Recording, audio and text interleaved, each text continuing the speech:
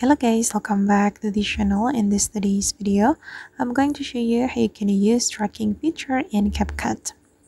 Okay, let's get into it guys. Here I have prepared my project in CapCut application, and for example I'm going to track this girl with tracking feature in CapCut. If we want to track a moving object like this, we can use emoji, text, or maybe sticker.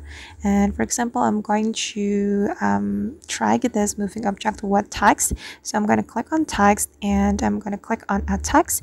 If you want to track it with sticker, you just need to go to the sticker, and you can also track with emoji by going to the sticker option, and you just need to select emoji.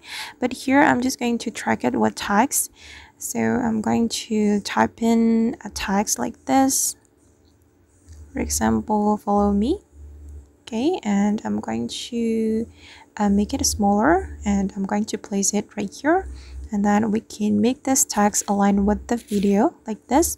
And if we want to use the tracking feature, we just need to go to the tracking, this one, select this tracking, and then you can place the circle to the object you want to track.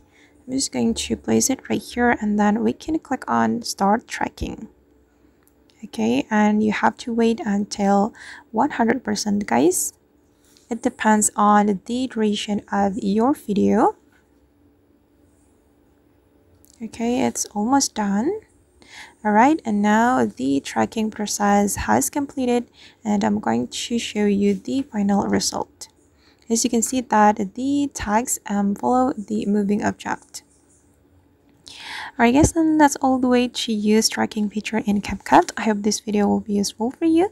Thank you so much for watching, and see you in the next video.